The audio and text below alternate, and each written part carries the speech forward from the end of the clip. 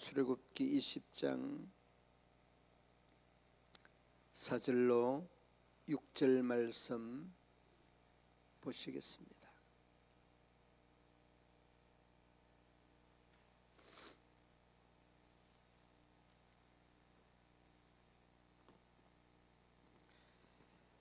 한 절씩 교독으로 봉독하고 6절 다 함께 봉독합니다. 너를 위하여 새긴 우상을 만들지 말고 또 위로 하늘에 있는 것이나 아래로 땅에 있는 것이나 땅 아래 물 속에 있는 것의 어떤 형상도 만들지 말며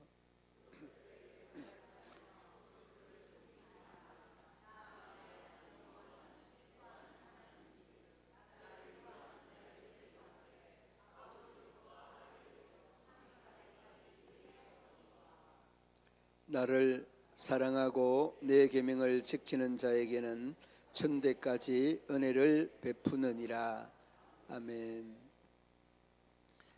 오늘 이 본문으로 하나님을 예배하라는 이런 제목으로 말씀을 한번 나눠보고자 합니다. 우리가 이 본문은 너무나 잘 알고 있는 말씀이죠. 그리고 이 본문에서 주고 있는 말씀 바로 앞에 3절 말씀에는 첫 번째 계명, 우리가 잘 알고 있는 이 첫 번째 계명이라는 계명이고, 그리고 오늘 4절로 6절에서는 두 번째 계명, 우상을 만들지 말라라고 하는 그런 계명입니다. 우리가 믿음 생활을 하면 그 믿음 생활을 하면서 믿음 생활이 이런 것이고 또 신앙 생활이 이런 것이다는 것을 성경에서 배웁니다. 말씀을 통해서 배우게 되는데, 그런데 이게 조금 잘못 교육이 되고 잘못 전달될 때가 간혹 있게 되죠. 이런 것들이 좀 잦아지면 그 사람에 대한 신앙이 이렇게 굴절되어서 바르지 못한 이런 신앙의 소유자들이 많이 있습니다. 여러분, 그 세계적으로 제일 유럽에서 제일 먼저 세워진 대학, 이 이탈리아에 있는 대학인데 볼로냐라고 하는 대학이라고 합니다. 이 볼로냐라고 하는 이 대학에서 제일 처음 교육을 한 게 뭔가 하면 나라에 대한 관료들을 교육하기 위해서 세워진 대학이 이 이태리의 볼로냐라고 하는 대학이었다는 겁니다.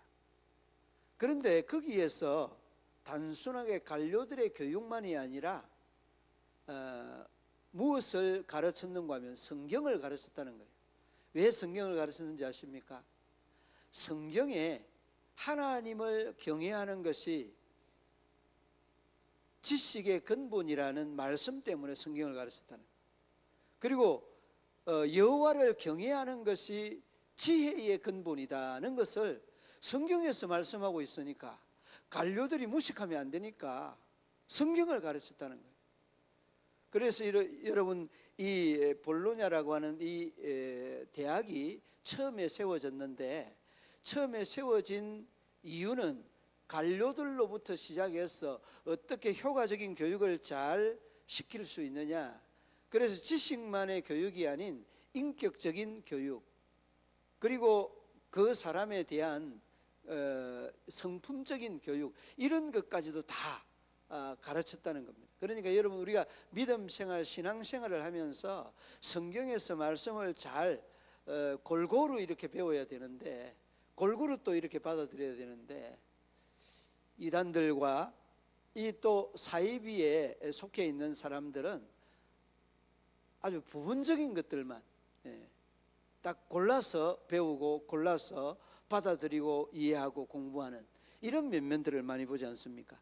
그런 사람들은 여러분, 이단과 사이비에 빠질 수 있는 가능성이 굉장히 높다는 것을 아셔야 됩니다. 그래서 여러분, 우리가 이 믿음 생활을 하면서도 이 십계명에 대한 이 교육을 많이 듣기도 하고, 저도 이렇게 교육을 말씀 속에 많이 가르치기도 하였는데, 다시 한번 말씀을 통해서 하나님을 예배하는 것이 어떤 것인가라는 이런 생각을 함께 나누어 보고자 합니다. 먼저는 여러분 그 두 가지에 대한 경고적인 의미가 있습니다. 이 우상을 만든다, 숭배한다라고 하는 것에는 두 가지의 경고적인 의미가 있는데, 하나는 만들지 말라는 겁니다. 그런데 이 우상은 한결같이 사람이 만드는 특징이 있습니다. 그래서 여러분 그 4절 말씀에 뭐라고 합니까? 너를 위하여 새긴 우상을 만들지 말고, 그렇게 말합니다. 그러니까 사람이 우상을 만드는 주체다는 말을 말씀하고 있는 겁니다. 그리고 이 관점에서 우리의 삶의 자리로 이렇게 돌아와 보면 그런 것들이 대단히 많다는 것을 우리들 스스로가 느낄 수 있습니다. 어떤 요소들이 나를 위하여서 만든 우상입니까? 그게 우리의 자녀들이, 가족들이 내가 만든 우상의 요소들이라는 것. 여러분, 부분적이기는 하지만은, 절대적이지는 않지만은, 부분적이기는 하지만은 자녀들이 우상이 되어 있는 가족들이 많이 있습니다. 너무 여러분, 우리나라에는 자녀에 대한 이런 애정이요, 세계적으로 탑이 아니라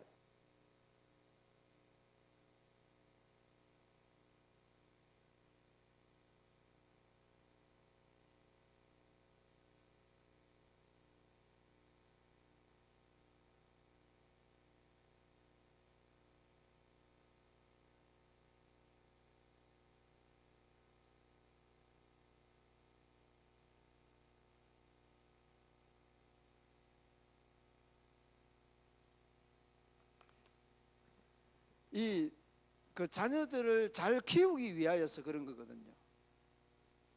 그러니까 여러분, 얼마나 이 자녀들에 대한 애정이 우리 민족에서부터 볼 수 있는 그런 내용입니다. 철저하게 희생하는 부모의 자녀를 향한 그 애정은 우상도 그런 우상이 없습니다. 그러니까 여러분, 너무 이 부모 세대가 자녀에 대한 애정을 많이 쏟아서 요즘 여러분 흔히 이 밀레니엄 세대라는 이 MZ 세대에 20대, 이 30대 한번 보십시오. 그런데 저만 그런 줄 알았는데 저 세대에 있는 목사님들이 자녀를 보면서 다 이야기를 해요. 요즘 아이들은 저축이는 거 별로 관심이 없어요. 돈 생기면 어떻게 하느냐? 여행 가는 거 계획해요. 여행. 우리 막내도 벌써 일본을 두세 번 갔다 온 것 같아요. 혼자 그렇게 막 다녀요. 아빠, 이번에는 며칠 가는데 회사에서 보내주고 뭐 그러면서 그냥. 그런데 야, 너 언제 돈 벌어서 장가 갈 거냐 하니까, 아유, 아빠 장가는 돈으로 가는 게 아니야. 그러면서 이야기를 쭉 하는데 보니까, 그러니까 이 사고가요, 부모 세대하고는 달라요. 근데 이웃교회 우리 목사님이 하는 말이, 제가 한번 이렇게 설 이야기를 하니까 이 목사님은 막 침을 튀기면서 그냥 막 쏟아내요. 야, 그래 이제 그 아들이 어디 있는가 하면은 포항제철에 다니는데, 이 포항제철에 다니는데 월급이 아빠 월급보다 막 훨씬 많다는 거.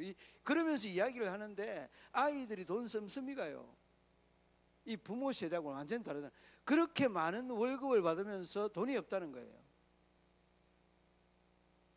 그러니까 아이들은 좋은 거, 부모 세대하고는 이 가치관이 달라요. 왜 그렇게 이 가치관이 다른가 하면 고생을 안 해봐서 그래요.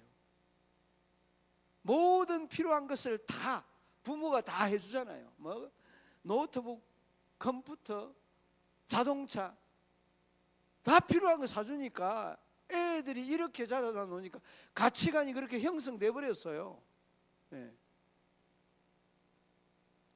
그러니까 여러분, 부모 세대들은 허리띠 졸라매고 보릿고개 넘어가면서 정말 힘들게 이 아이들에 대한 고생시키지 않은 이런 것들이 요즘 아이들에 대한 가치관을 완전히 바꿔버렸어요. 그래서 여러분, 요즘 우리 한국 이 MZ 세대들은 외국 가는 것들이 굉장히 흔합니다. 이 요즘 우리는 이 결혼을 하고 신혼여행도 못 갔잖아요. 신혼여행 제주도도 못 가가지고, 저는 갈 수 있는 돈이 없어서 못 가기도 했지만은, 우리 장인 있는데 그 계시는 그 목회했던 장인 목회하던 그쪽에 그냥 이렇게 여행 이렇게 갔다 오고 했거든요. 그러니까 여러분, 우리가 자식이라는 이 존재가 우상이라는 것은 우리의 모든 것들을 다 이렇게 쏟아서 아이들에게 바치는 이런 것들이, 이 자녀 우상이라는 말이요 지나치지 않습니다, 여러분. 그리고 그 자녀 세대들이 지금 이렇게 살아가는 삶의 형태를 보면 그냥 부모 세대와 같지 않습니다. 너무, 그리고 또 뭐 좀 이렇게 아름다운 것들도 있어요. 예쁜 것들도 있고. 이 우리 그 첫 아이가, 예랑이가 대학 다니면서 아르바이트 하면서 그 이 아이들을 이렇게 구제하고 하는 이런 봉사를 그때부터 하더라고요. 그러니까 그런 거는 여러분 얼마나 마음이 감동이 되고 참 아름다운지, 그런 모습들은 정말 아름답고 멋지지 않습니까? 그러니까 너무 지나치게 부모가 자녀에 대한 이런 우상이라는 말은 우리가 너무 지나치지 않다는 거죠. 그리고 또 어떤 우상의 요소들이 있습니까? 물질적인 우상이 있습니다. 자녀 우상뿐만 아니라 이 물질이라고 하는 것은 지난 시간에 한번 드렸죠. 여러분, 제가 그 이 물질 우상이 여러분 많이 들어오는 이야기이기도 합니다만은, 물질 앞에 여러분 약해지지 않은 사람이 없으면, 나도 물질 앞에 굉장히 약한 것 같아요. 좀 담대해야 되는데. 그런데 여러분, 이 물질이라는 것이 있으면 편한 거잖아요. 없으면 힘들기도 하고 고충스럽기도 하고 불편하기도 한데, 그런데 이게 우상이 되면 안 되는 거예요. 어떤 선을 넘지 말아야 되는 거예요. 지난번에도 내가 잠시 한번 이야기를 했습니다마는, 그 떼돈을 벌 수 있는 절호의 찬스가 언제 찾아오는가 하면, 언제 찾아옵니까? 주일날 찾아온다니까. 여러분이 예배 드려야 갈 시간에 찾아온, 이런 것들에게 넘어가면 이제 이게 우상이 되는 겁니다.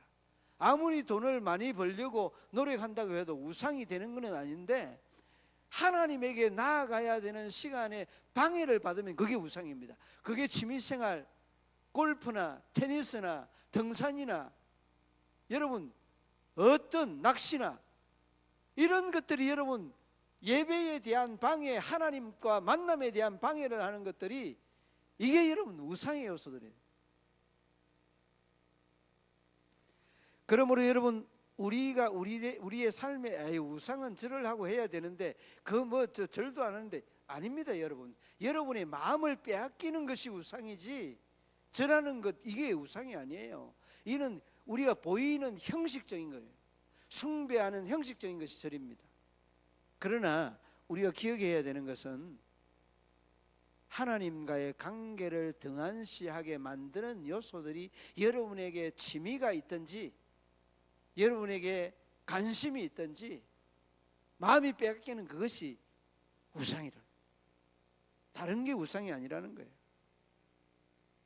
그래서 여러분, 너를 위하여서 우상을 만들지 말라. 하나님을 위하여서 예배해야 되는 이 자리, 너의 취미, 너의 쾌락, 너의 정욕, 너의 관심, 너가 가지고 있는 목표 달성에 대한 이 타겟을 향해서 가는 것, 이게 여러분 다 우상이 된다는 것임을 여러분 아셔야 됩니다.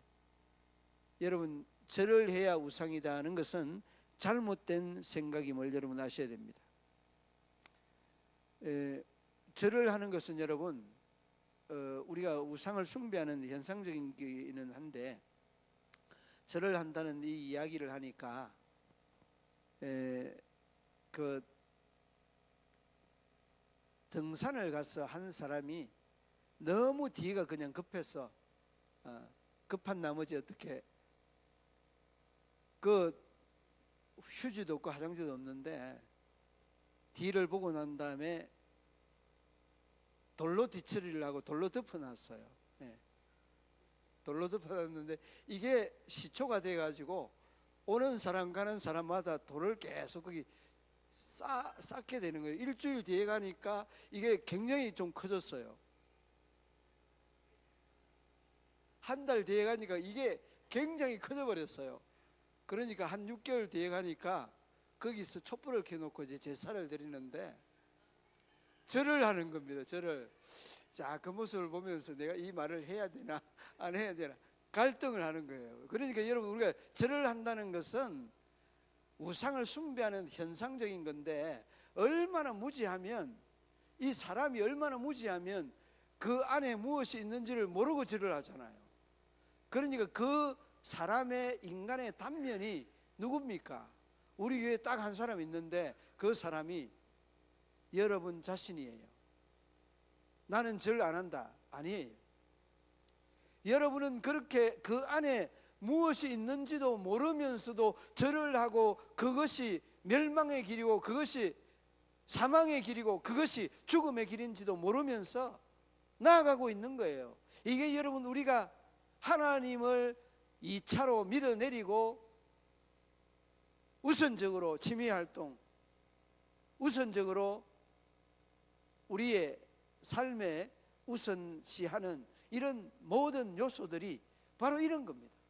나도 모르는 사이에 차츰차츰 우리가 병들고, 우리가 하나님과 멀어지고, 차츰차츰 우리가 하나님과 함께 죽어간다는 거예요. 여러분, 고려에 대한 멸망을 적지 않은 학자들은 이 불교를 우상해서 고려가 멸망했다, 이런 이야기를 여러분들도 아마 들어봤을 겁니다. 그런데 여러분, 이 그 멸망에 대한 그 내용들을 한번 찾아보니까 그 요성 신성이었던 신돈 공민왕을 이성을 마비시키고 숭배하게 하였던 이 고려의 조야라고 하는 사람을 그 고려 멸망의 한 축으로 보는 이런 견해도 있습니다. 물론 전체적인 것은 아닙니다만은 그만큼 큰 영향을 끼쳤다는 그런 말입니다. 여러분, 우리가 대통령이 자리에 딱 올라가게 되면 대통령을 통해서 누가 득세하려고 합니까? 그 주변에 있는 친인척들, 그리고 친인척들에 대해서 단호하게 자르게 되면 가까운 사람들, 그리고 또 친구들 한 미천 보려고 하는 것 많이 있습니다. 아무튼 그래서 여러분, 대통령의 자녀들이 감옥에 가는 일들, 대통령 자신도 감옥에 가는 일들이 잦지 않습니까? 여러분, 대통령 이 권한 가지고 한 미천 보려고 하지 마십시오. 여러분은 딱 한 분, 그분을 통해서 한 미천 받을 사람, 그러한 인상이 여러분의 인상입니다. 여러분은 대통령 그런 백 가지고 여러분 출세할 사람 한 사람도 없습니다. 그러므로 여러분, 하나님 그분 한 분 가지고 여러분 만족하려고 하는 그런 신앙에 대한 결백이 여러분이 있어야 돼요. 이게 여러분, 우리가 우상을 만들려고 하는 자녀에 대한, 물질에 대한, 쾌락에 대한, 이 우리에 대한 그 권력에 대한 이런 우상들을 이길 수 있는 용기고 힘이라는 것을 여러분 아셔야 합니다. 그러므로 여러분, 우상을 만들지 말아야 된다는 것, 그 다음에 여러분 우상을 예배하지 말아야 된다는 것을 마음속에 꼭 염두할 수 있기를 바랍니다. 예배, 여러분, 한 그 성도님이, 제가 여기 오기 전에 한 성도님이 굉장히 우리가 흔히 하는 말로 똑똑하죠. 똑똑하기는 한데 조금은 지혜로웠으면 좋았을 것 같다는 그런 생각은 들었습니다. 와서 그냥 그 은혜를 받았다고 얼마나 그냥 그 손을 잡고 막 상하로 좌우로 흔드는지 사람들이 보면서 그러더라고. 저 사람 목사님 알고 있는 사람입니까? 오늘 처음 본 사람입니다. 처음 본 사람이 저렇게 반갑게 인사하느냐고. 그러게 말입니다. 저도 좀 의아했습니다. 그래. 다음 주에 또 왔어요. 다음 주에 와가지고 아니나 다를까 안면 인상이 얼마나 안 좋은지. 그래, 그 지난주에 그 정도 악수를 했으면 이번 주에는 그래도 와서 악수라도 해야 안 됩니까? 와가지고 딱 저 얼굴을 대고서 이렇게 이야기를 하더라고요. 목사님, 오늘은 은혜가 하나도 안 되느냐고, 왜 그렇게 안 되느냐고 그러면서 저에게 이야기를 하는데 제가 좀 민망하기도 하고 좀 헤맬 때도 있잖아요. 그렇죠? 헤맬 때도 있어서 제가 조금 헤맸는가 봅니다. 그러면 안 될 것 같아요, 이 사람에게. 그래서 제가 그렇게 이야기했어요. 아마 제 생각인데 지난주에는 우리 성도님이 하나님을 만나러 오신 것 같고, 이번 주에는 이 서목사 만나러 온 것 같은 느낌이 듭니다. 한번 곰곰이 생각해 보십시오. 그렇게 이야기를 했다면 고개를 갸우뚱갸우뚱 하면서 이 발걸음이 조금 무거워서 돌아가는 모습을 봤는데, 우리가 예배를 하면 하나님을 예배를 해야 되고 하나님을 향해야 됩니다. 물론 여러분이 내 설교를 들으면서 은혜도 받고 받은 은혜를 내가 돌이켜보기도 합니다마는, 그 말씀 중에 하나님께서 나에게 터치하는 게 뭐냐, 이런 쪽으로 조금은 생각할 수 있어야 됩니다. 저는 여러분 설교를 준비하면서 이 말씀이 나에게 주는 메시지가 뭐며, 이 말씀이 이 설교를 통해서 성도들에게 주고자 하는 메시지가 뭐냐, 이런 식으로 계속해서 끊임없이 계속 그렇게 묻고 또 더듬어가고 깨달아가고 느껴가려고 하는 그런 거룩한 몸부림이 저에게 있어요. 여러분 마찬가지입니다. 여러분들도 말씀을 들으면서 기도를 하면서 신앙생활을 하면서 이러한 물음이 나에게 있어져야 돼요. 그래야 하나님과의 관계가 바로 되는 거죠. 그래야 여러분 우리가 믿음이 자라가고 신앙이 자라가고, 우리의 성숙한 신앙, 성장하는 믿음의 소유자들이 될 수 있지 않습니까?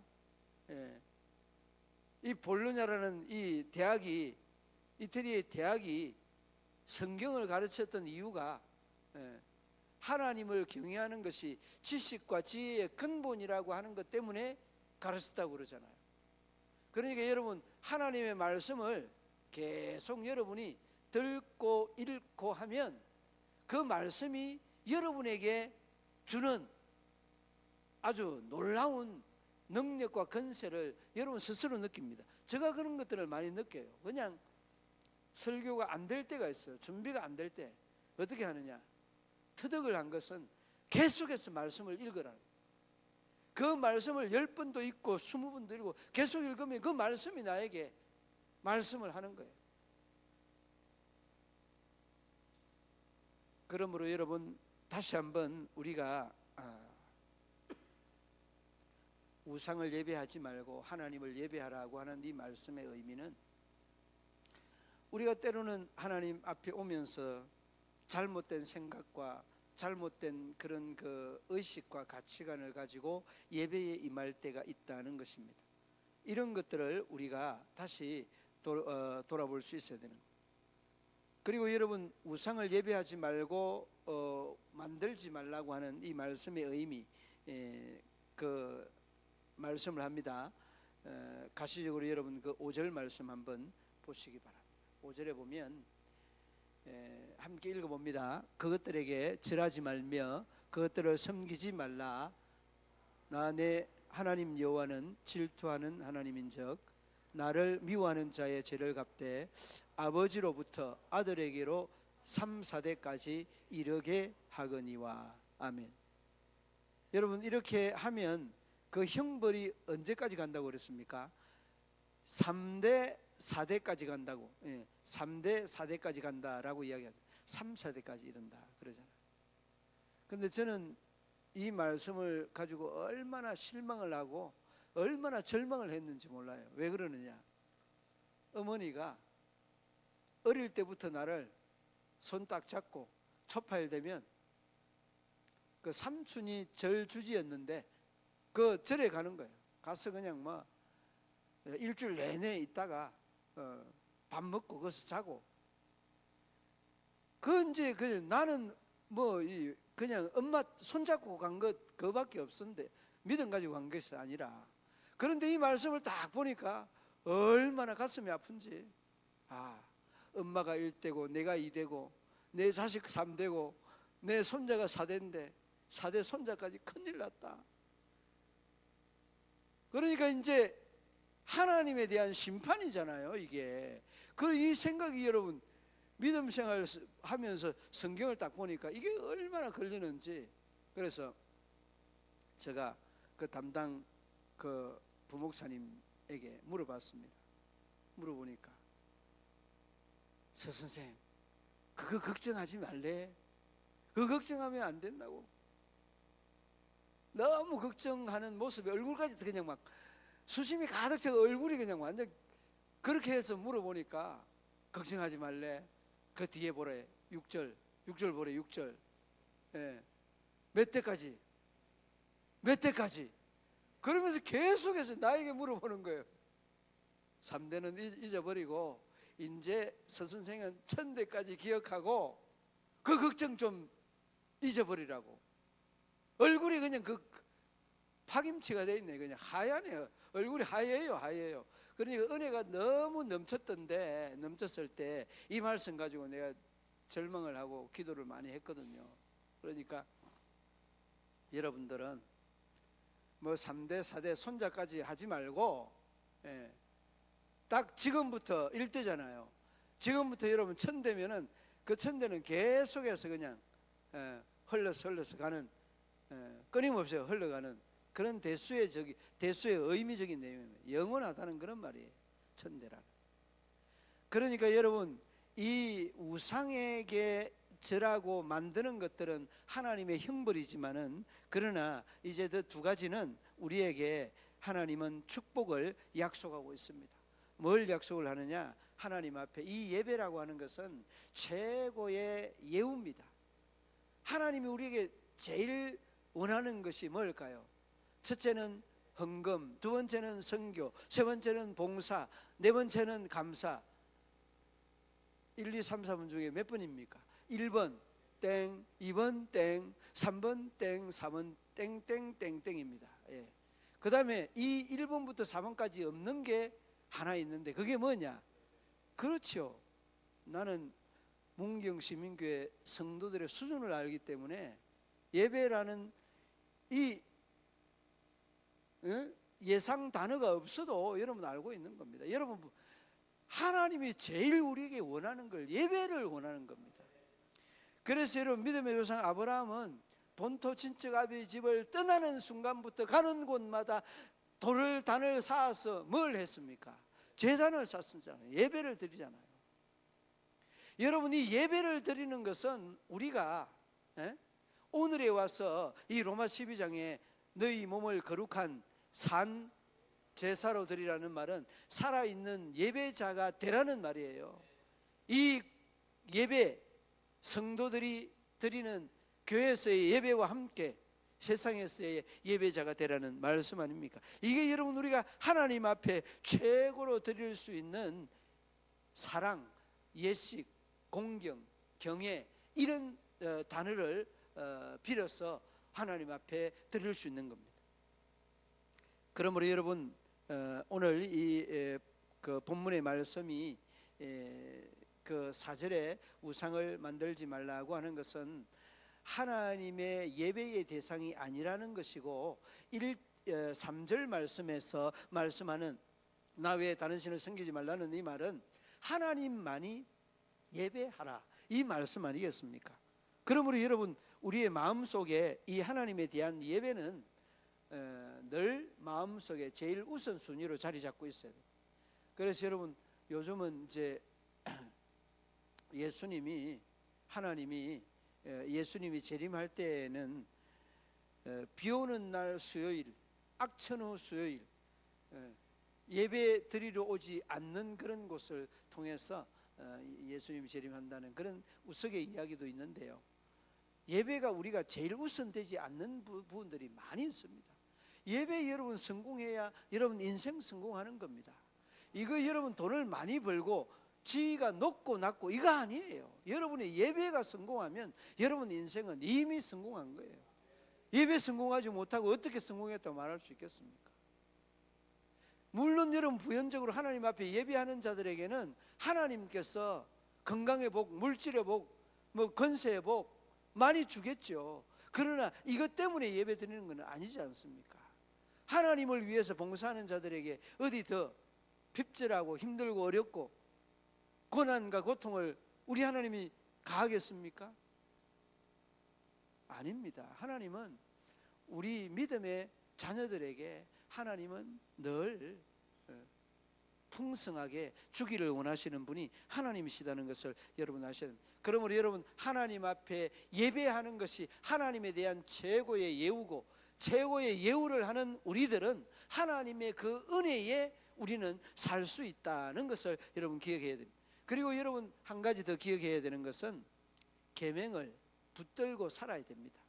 하나님께 예배하면서 계명을 붙들고 살라라 하면, 아이 목사님은 이제는 구약 시대도 아닌데 뭐 계명 붙들고 살라고 하나? 말이 그렇지. 여러분들이 다 알아서 들어요. 여러분들 다 알아서. 이 계명을 붙들라는 것은 말씀을 붙들고 살라는, 말씀 따라하십시다. 말씀을 붙들고 살자. 새벽에 되면 우리 권사님은 이렇게 기도해요. 어느 권사님인지는 잘 못 봐서 잘 모르겠는데 이렇게 하고 기도.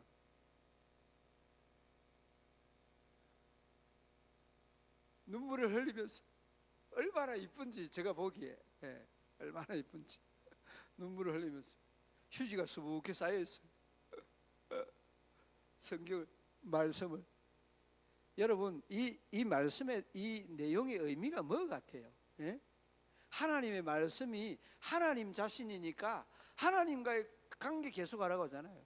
여러분, 지금 이제 몇 월 달입니까? 이제 5월 지나고 6월 달이죠. 6월 달인데 달력을, 그 성경 1년 달력을 했는데 잘 하고 있죠. 아멘. 아멘 하세요. 제가 구역 보고 들어보면 다 압니다. 성경 잘 읽고 계시는 것 같아요. 그러므로 여러분, 말씀을 하나님 앞에 예배하는 것, 이 제일 우선적으로 하고, 그 다음에 말씀을 이렇게 안고 사세요. 늘 말씀을 같이.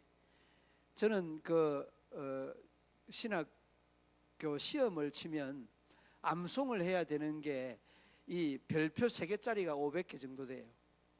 그 다음에 별표 2개짜리가 한 800개 정도 돼요. 그리고 별표 한 개짜리가 한 1000개에서 1500개 정도 돼요. 근데 그걸 다 암송을 하잖아요. 그 이제 우리 교단의 목사님들은 거의 이제 한 500개 이상은 다 암송을 합니다. 시험 치기 위해서. 좀 많이 하는 분들은 한 700개 정도까지는 해요.